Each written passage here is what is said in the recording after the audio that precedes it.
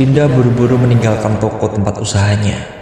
Beberapa kali ia berdecak, tidak sabar saat motor yang dikendarainya terjebak macet.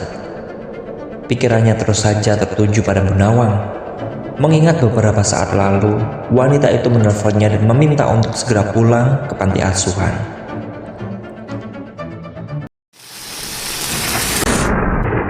Assalamualaikum warahmatullahi wabarakatuh. Kembali lagi dengan channel Suara Kala. Sebelum masuk ke ceritanya, tekan dulu tombol like, juga subscribe, dan nyalakan juga lonceng notifikasinya agar tidak ketinggalan cerita-cerita lainnya. Dan yang mau langsung membaca kisah ini bisa masuk ke akun Twitter @netrasandikala. Tanpa berlama-lama, mari kita mulai ceritanya. Derasnya air hujan dan suara gemuruh guntur saling bersahutan, tidak membuat langkah kedua suami istri itu terhenti. Mereka terus melangkah, tak memperdulikan kondisi yang sudah rentah. Rasa khawatir terus muncul, manakala baru saja ada sebuah pertanda yang hadir setelah puluhan tahun tak terlihat. "Pak," panggil Marni. Akan tetapi Kusno tak menanggapi panggilan istrinya. Matanya terus terpanjang pada rumah yang memiliki banyak kenangan di dalamnya. Bagai sebuah rol film yang diputar begitu cepat, ingatan demi ingatan muncul di benak laki-laki tua itu. Ia mengusap matanya yang perih karena genangan air mata bercampur air hujan. Kusno kembali melangkah dan buru-buru membuka pintu. Namun, saat dirinya melihat ke dalam, seketika tubuhnya terhenti. "Kita terlambat, Bu," ucap Kusno yang langsung bersandar pada dinding sampai tubuhnya merosot ke lantai. Dinda buru-buru meninggalkan toko tempat usahanya. Beberapa kali ia berdecak, tidak sabar saat motor yang dikendarainya terjebak macet. Pikirannya terus saja tertuju pada Bu Nawang. Mengingat beberapa saat lalu, wanita itu menelponnya dan meminta untuk segera pulang ke panti asuhan. Semoga tidak terjadi apa-apa, batin Dinda, yang terus saja melajukan kendaraannya dengan kencang. Setelah hampir 30 menit dilalui, kini Dinda berdiri di depan bangunan yang memiliki berbagai memori di dalamnya. Ia mengedarkan pandangan. "Mobil siapa itu?" ucap Dinda keheranan saat memperhatikan mobil mewah yang terparkir di sudut pekarangan panti asuhan itu. "Kak Dinda!" terdengar suara teriakan. Dinda langsung menolehkan kepalanya, tersenyum lembut. Belum juga ia menjawab, suara teriakan itu kini dirinya tengah dipeluk oleh seorang anak laki-laki. "Herman!" ucap Dinda sambil membalas pelukan laki-laki kecil di depannya. "Kak Dinda sudah lama tidak main ke sini," rengek Herman saat sudah melepaskan pelukan kepada Dinda. "Maaf ya, kakak lagi banyak kerjaan, jadi belum sempat." Belum juga Dinda menyelesaikan ucapannya, beberapa bocah lainnya sudah berlari dan meneriakkan nama Dinda. Suasana kembali riuh. Wanita itu hanya terkekeh dengan sikap anak-anak panti saat melihat kehadirannya. Sudah, biar Kak Dinda masuk dulu." Sontak Dinda langsung menoleh ke arah sumber suara. Perasaan kalutnya sedikit hilang, manakala melihat Bu Nawang berdiri tak jauh dari pintu. "Bu Nawang," ucap Dinda yang langsung saja memeluk pengasuhnya itu. "Ada apa, Bu?" tanya Dinda penasaran. "Masuk, Din, biar Pak Hamdan yang menjelaskan," kata Bu Nawang sambil beranjak masuk ke dalam rumah. Dinda terdiam, mencoba mengingat-ingat siapa Pak Hamdan dan apa yang dimaksudkan Bu Nawang. "Dinda, ayo," ucap Bu Nawang saat mendapati Dinda yang justru terdiam di depan pintu. Melangkahkan kakinya, mereka berjalan beriringan, dan saat memasuki ruang tamu, ia melihat seorang laki-laki parubaya dengan perawakan tegas, tengah duduk sambil memainkan handphone yang ada di tangannya. "Dinda?" sapa Pak Hamdan dengan senyum simpulnya. Dinda tak menjawab. Ia masih terus mencoba mengingat siapa gerangan Pak Hamdan. Duduk Din, pinta Bu Nawang saat melihat Dinda yang masih saja terus melihat Pak Hamdan. Perkenalkan, saya Hamdan. Sudah lama sekali saya mencari kamu, kata Hamdan sambil mengulurkan tangan kanannya. Saya Dinda Pak, kata Dinda yang sudah meraih tangan Pak Hamdan. Langsung saja kalau begitu. Saya sudah menceritakan semua kepada Bu Nawang sebelum kamu datang ke sini. Mungkin ini akan sedikit membingungkan. Sudah lama saya mencoba mencari keberadaanmu. Karena hanya ada satu petunjuk. Ini. Ucap Pak Hamdan. Kali ini dia membuka tasnya dan menyerahkan sebuah kertas foto usang. Seketika tubuh Dinda menegang. Dia terus saja melihat foto yang kini tengah ia pegang. Bapak siapa? Ucap Dinda kembali memandang Pak Hamdan. Saya teman dari bapakmu, sekaligus kuasa hukum dari keluarga Sukma Aji. Ucap Hamdan dengan tatapan teduh. Dinda tidak menanggapi. Dia terus saja memandang Hamdan curiga. Batinnya benar-benar bingung. Setelah sekian lama dia tidak memikirkan tentang kedua orang tuanya itu. Tiba-tiba saja hadir seorang laki-laki tidak dikenal yang mengaku sebagai teman bapaknya. Tidakkah ini mencurigakan? Maaf, saya belum mengerti. Bagaimana bapak bisa mendapatkan barang ini? Tanya Dinda datar. Baginya selama ini kedua orang tuanya itu sudah lama mati. Sudah setahun ini saya mencoba mencari keberadaanmu. Hanya sebuah foto usang dan sedikit petunjuk yang tertulis di salah satu buku milik ibumu. Ia mengatakan kalau anaknya dia titipkan di salah satu panti asuhan di kota ini. Jawab Hamdan tenang. Dia tahu kalau Dinda bukan orang bodoh. Tampak sekali meskipun ekspresinya lunak, tapi tatapannya penuh dengan selidik. Jika kamu mau mengetahui semua, datanglah besok ke tempat ini. Karena percuma saja saya jelaskan semua. Dari ekspresimu, kau tidak akan percaya kalau memang orang tuamu sudah mencoba menyelamatkan dirimu dengan menitipkan anaknya di tempat ini. Ucap Hamdan sambil menyerahkan secari kertas yang bertuliskan sebuah alamat. Dinda menerima kertas itu. Sejenak dia pandangi alamat yang tertera. Itu hanya berjarak beberapa jam dari kota tempat dirinya tinggal. Dinda menatap Bu Nawang, meminta persetujuan. Namun Bu Nawang hanya diam, tidak memberikan petunjuk apapun. Kalau begitu saya permisi dulu. Nomor handphone dan alamat rumah saya sudah saya berikan kepada Bu Nawang. Jika kamu butuh bantuan, jangan sungkan untuk menghubungi saya. Ucap Pak Hamdan sambil beranjak dari tempat duduknya. Belum tidur kamu Din? Sapa Bu Nawang saat mendapati Dinda sedang duduk di teras rumah.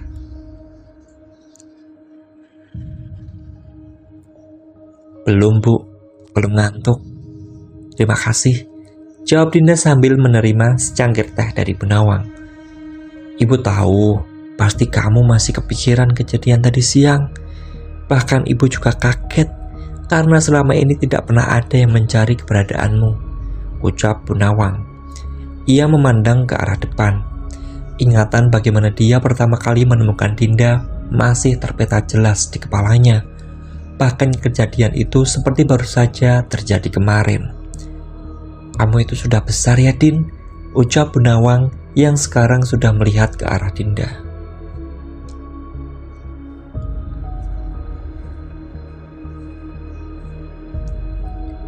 Apa yang harus Dinda lakukan Bu? Tanya Dinda. Sekuat apapun dia mencoba untuk menahan perasaannya itu, akhirnya dia hanya seorang wanita yang rindu dengan sebuah rumah. Lakukan apa yang memang bisa membuat perasaanmu lega Din. Semua keputusan ada di dalam dirimu. Jika memang kau siap untuk tahu apa yang terjadi dengan keluargamu, pergilah. Tapi jika memang kau sudah melupakan masa lalumu, berhentilah, ucap Bu Nawang sambil berdiri menuju ke dalam rumah. Dinda termenung memikirkan perkataan Bu Nawang. Dulu dia selalu iri dengan teman-temannya saat mereka diantarkan ke sekolah oleh orang tua mereka. Ia selalu iri dengan teman-temannya yang selalu dicari dan dimarahi oleh orang tuanya. Tapi apa artinya semua ini sekarang? Apakah itu penting untuk Dinda? Sudah 20 tahun lebih dia berdamai dengan kehidupannya. Kenapa dia harus mencoba mencari tahu keberadaan orang tua yang sudah membuangnya? Seketika Dinda meletakkan kepalanya di antara tangan dan lututnya. Tangisnya pun pecah, dadanya begitu sesak. Dinda pamit dulu ya Bu, nanti Dinda kabari kalau sudah sampai di sana, ucap Dinda sambil memeluk Nawang. Kamu hati-hati, kabari ibu kalau sudah sampai, kata Nawang saat Dinda sudah melepaskan pelukannya. Kini Dinda sudah duduk di dalam mobil travel yang menghantarkannya ke alamat yang diberikan oleh Pak Hamdan. Dinda tidak banyak membawa pakaian, hanya beberapa helai saja. Ia memang berniat hanya sehari di kota tersebut. Setelah semua selesai, dia akan kembali pulang. Pandangan Dinda selalu saja melihat keluar jendela. Sesekali air matanya meleleh, jantungnya berdebar di tak karuan, perasaannya benar-benar kacau. Apa bapak dan ibu masih hidup? Batin Dinda penasaran. Tak terasa 3 jam sudah perjalanan yang Dinda lalui. Saat ini Dinda sedang duduk di salah satu bangku ruang tunggu di travel agent yang baru saja ia gunakan. Dinda, terdengar suara laki-laki tepat di depan Dinda. Ia menolehkan kepala. Sudah lama nunggunya? Tanya Pak Hamdan ramah. Belum Pak, kita langsung pergi, tanya Dinda yang sudah penasaran dengan tempat yang akan mereka tuju. Mari, tempatnya tidak jauh dari sini, paling cuma setengah jam, ajak Pak Hamdan menuju mobil sedan miliknya. Bagaimana kabarmu Din? Bapak tidak menyangka bisa bertemu denganmu akhirnya, tanya Pak Hamdan saat mereka sudah berada di dalam mobil. Baik Pak, ucap Dinda sekupnya. Dia masih menaruh kecurigaan pada orang yang duduk di sampingnya itu. Bahkan di tasnya juga sudah ia siapkan pisau lipat dan juga semprotan merica, jika memang laki-laki ini berniat buruk kepadanya. Pasti berat untukmu. Aku sendiri juga tidak bisa berbuat banyak. Keluarga dari bapakmu yang menyebabkan semua ini terjadi, kata Pak Hamdan. Dinda tidak menjawab. Ia masih terus saja melihat Pak Hamdan, menunggu kelanjutan cerita tentang kehidupan yang masih menjadi misteri. Keluarga dari bapak? Tanya Dinda saat Pak Hamdan tidak melanjutkan perkataannya. Keluarga Sukma Aji itu terkenal sebagai salah satu keluarga terpandang di kota ini. Semua berawal dari situ, jawab Pak Hamdan. Apa bapak dan ibu masih hidup? Tanya Dinda setelah sekian lama menahan pertanyaan yang terus muncul di kepalanya. Sebentar lagi kamu akan tahu, ucap Pak Hamdan yang mulai melambatkan mobilnya dan masuk ke sebuah jalan perkampungan. Nah, kita sudah sampai. Mari Din, ucap Pak Hamdan setelah memarkirkan mobilnya. Dinda menghela nafas, kemudian membuka pintu mobil dengan perlahan. Pandangannya terfokus dengan bangunan model lama, gabungan joglo dan gaya kolonial yang khas. Rumah siapa ini Pak? Tanya Dinda yang masih saja memandangi bangunan yang ada di hadapannya itu. Rumah peninggalan kakekmu, kata Pak Hamdan sambil melangkahkan kakinya menuju ke teras rumah. Assalamualaikum Mbok, salam Pak Hamdan sambil mengetuk pintu. Butuh beberapa saat bagi Pak Hamdan untuk terus mengetuk dan memberi salam, hingga muncul satu wanita yang sudah cukup berumur dari dalam rumah. Waalaikumsalam Pak Hamdan, mari Pak, ucapnya yang langsung membuka pintu rumah itu lebar-lebar. Dinda memandangi setiap jengkal ruang. Tidak ada yang aneh baginya, semua nampak normal, selayaknya ruang tamu pada umumnya. Hanya sebuah lukisan besar yang tergantung di salah satu dinding ruang tersebut. Itu kakek dan nenekmu, ucap Pak Hamdan saat melihat Dinda terus saja memandangi lukisan besar yang ada di hadapannya. Saya tidak mengerti Pak, kenapa Bapak membawa saya ke tempat ini, ucap Dinda saat sudah duduk di salah satu kursi kayu. Sebentar, ucap Hamdan sambil berdiri dan masuk ke dalam rumah. Sekali lagi pandangan Dinda tertuju pada lukisan besar yang tergantung di dinding depannya. Kalau memang benar kedua orang tua itu adalah kakek neneknya, maka mereka adalah pasangan yang serasi. Si laki-laki memiliki perawakan tinggi gagah, menggunakan baju beskap Jawa serta belangkon yang membuatnya terlihat tampan, serta yang wanita terlihat begitu ayu dan berwibawa dengan menggunakan baju kebaya berwarna putih. "Silahkan non, diminum dulu," ucap Bu Marni sambil menaruh 2 cangkir teh di depannya. Dinda hanya tersenyum dan berterima kasih kepada Bu Marni. Cukup lama Dinda menunggu Pak Hamdan. Entah apa yang sedang dilakukan oleh laki-laki itu sampai 15 menit berselang. Namun tetap saja laki-laki itu belum kembali. Dilihatnya lebih seksama suasana rumah milik kakeknya. Sesekali dia menghirup nafas dalam-dalam. Rumah itu begitu tenang dengan beberapa pohon yang rindang serta taman-taman kecil di sekeliling pekarangan.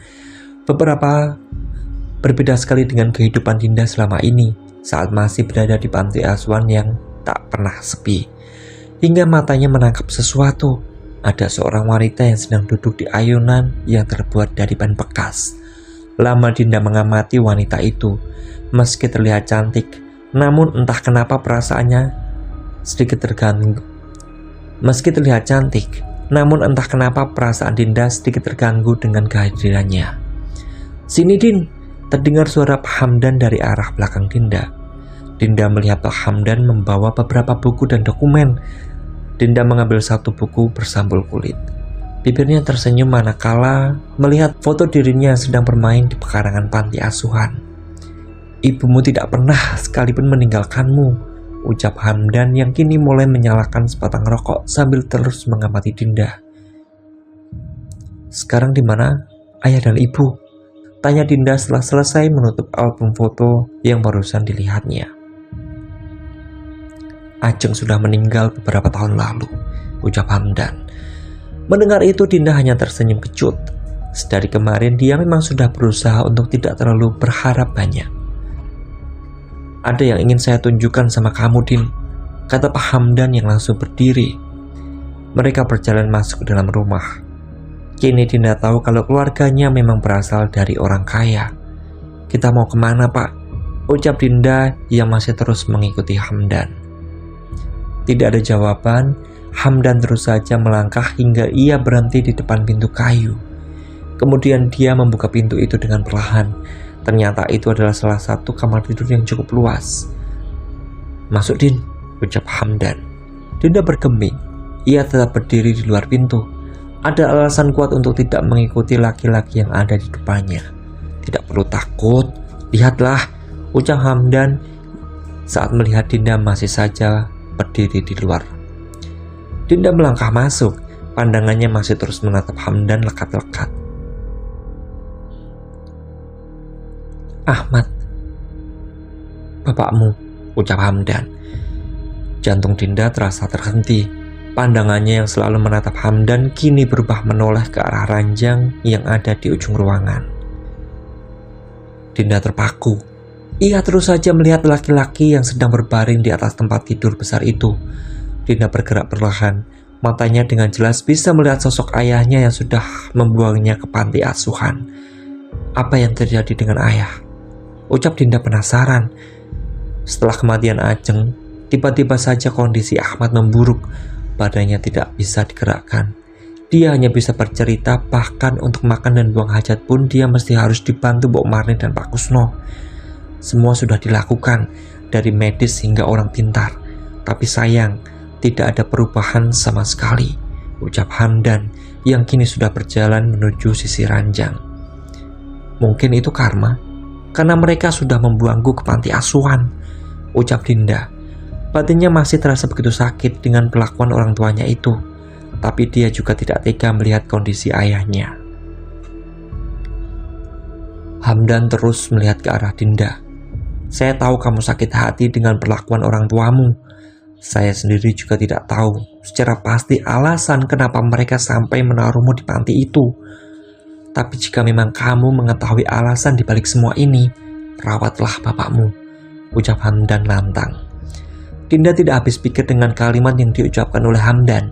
Bagaimana mungkin dia bisa meminta Dinda untuk merawat bapaknya, sementara mereka sendiri sudah tega membuang Dinda ke panti asuhan. "Itu semua terserah kamu. Tugas saya hanya mencarimu dan mengantarkanmu ke sini," Kalau memang kau tidak mau, saya tidak akan memaksa. Semua surat pemindahan warisan akan segera saya selesaikan, kata Hamdan seolah mengetahui apa yang sedang Dinda pikirkan. Setelah memikirkan semuanya dan meminta saran dari Bu Nawang, akhirnya Dinda setuju untuk sementara tinggal di rumah peninggalan kakeknya. Baik Pak, untuk sementara saya akan tinggal di sini. Tapi jangan berharap saya bisa membuat orang itu bisa bangun dari tempat tidurnya, ucap Dinda. Hamdan hanya tersenyum. Tidak masalah. Sebentar, saya panggilkan Mbok Marni dan Pak Kusno, ucap Hamdan yang langsung saja berdiri dan masuk ke dalam rumah.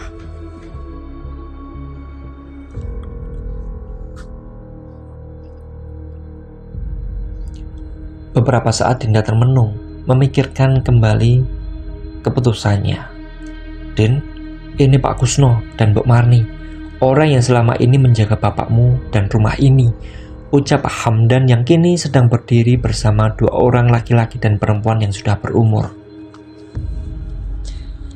Astaga, ini Non Dinda toh. Lihat Pak, anaknya Bu Ajeng sudah besar, ucap Mbok Marni sambil berjalan menuju Dinda untuk menyalaminya. Sedang Pak Kusno hanya tersenyum dan mengangguk. Kami tinggal di belakang rumah Non, kalau ada apa-apa bisa langsung panggil saya, ucap Pak Kusno ramah. Mbok, siapin kamar buat Dinda ya, kamar yang sudah disiapkan sama Ajeng, ucap Hamdan. Mbok Marni langsung berjalan menuju ke dalam rumah.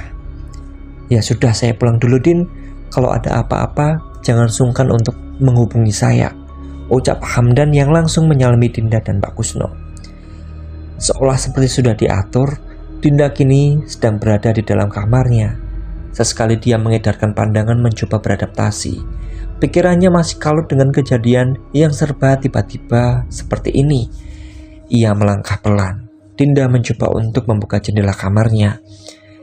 Dia terus saja mengedarkan pandangan, entah apa yang sedang Dinda cari, hingga matanya kembali menangkap seorang perempuan yang sedang berdiri tidak jauh dari ayunan yang ada di bawah pohon mangga. Ada sedikit rasa penasaran yang muncul. Siapakah wanita itu? Tok tok tok tok tok. Non Dinda. Terdengar suara Mbok Marni dan ketukan pintu. Sontak Dinda langsung memalingkan kepalanya ke arah pintu kamar. Kemudian saat dia berpaling, sosok wanita itu sudah menghilang. Non Dinda?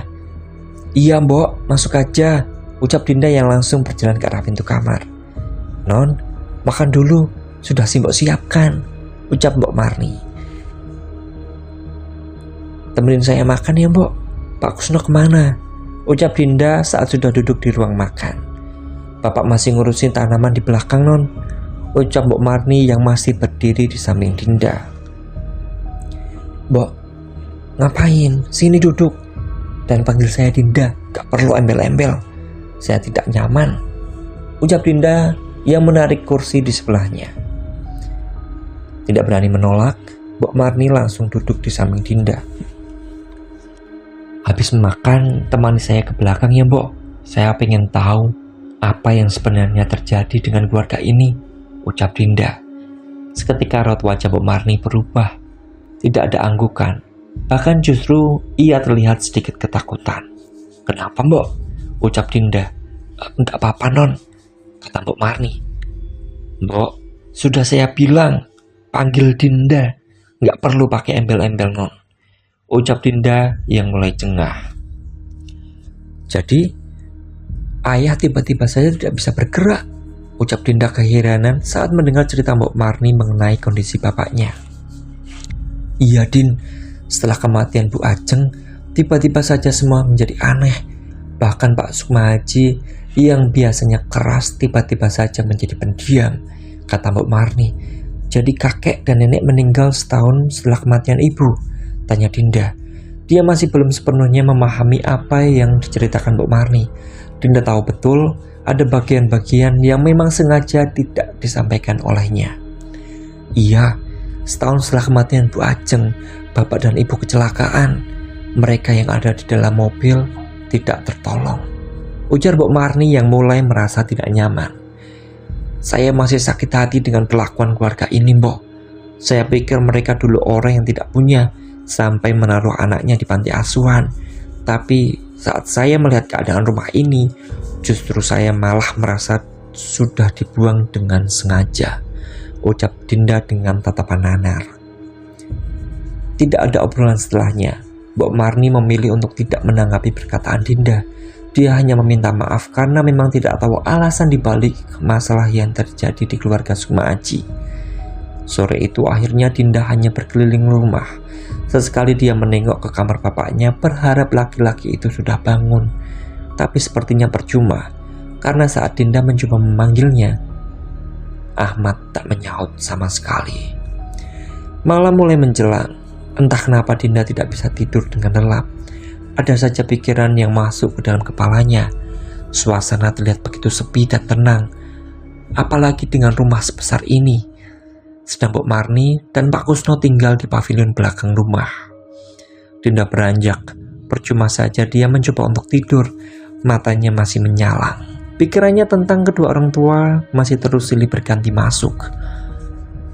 Astaga, ucap Dinda yang sudah duduk menyadarkan tubuhnya. Sejenak ia berniat untuk membuat minuman hangat, berharap bisa segera membuat kantuknya datang. Perlahan Dinda bangkit menuju ke arah dapur. Hingga saat melewati kamar tidur bapaknya, sayup-sayup Dinda mendengar ada orang yang sedang berbicara di dalamnya. Seketika Dinda terdiam, berpikir mungkin bapaknya sudah terbangun dari tidur. Dia mencoba mendekat. Jelas sekali ada suara-suara di dalam kamar itu. "Ya, ayah," ucap Dinda sambil terus mencoba mengetuk pintu. Tidak ada jawaban. Nekat, Dinda membuka pintu itu. Namun saat melihat ke dalam, suasana nampak sepi. Bapaknya masih tertidur pulas di atas kasur. Dinda mengerutkan dahi. Ia melangkah masuk ke dalam. Mungkin salah dengar, ucap Dinda yang langsung kembali berjalan keluar. Dinda sudah kembali ke dalam kamar. Secangkir teh hangat sudah ada di tangannya. Melihat jam, ternyata sudah hampir tengah malam. Merasa tidak ada sesuatu yang harus dilakukan, ia berjalan ke arah kasur berniat untuk tidur. Namun sekali lagi, pendengarannya menangkap sesuatu. Dinda terdiam. Sayup-sayup dia mendengar ada suara seperti dalang yang sedang memainkan wayang. Dinda bangkit, mencoba untuk mendengarkan lebih jelas. Ia benar-benar penasaran sekarang. Apa itu suara radio dari arah pavilion belakang rumah? Ucap Dinda. Kembali Dinda beranjak. Ketika membuka pintu kamarnya, suara dalang itu semakin terdengar jelas. Ia terdiam mencoba mengikuti arah suara. Dinda sedikit kebingungan. Jelas suara itu berasal dari kamar bapaknya. Buru-buru Dinda berjalan menuju ke kamar Ahmad. Buru-buru Dinda berjalan menuju ke arah kamar Ahmad. Dia mencoba menempelkan telinganya di daun pintu. Dan benar saja, suara itu berasal dari dalam kamar. Tanpa mengetuk, kali ini Dinda langsung membuka pintu kamar. Namun seketika semua menjadi senyap. Tidak ada suara apapun. Bahkan kondisi bapaknya masih tetap sama.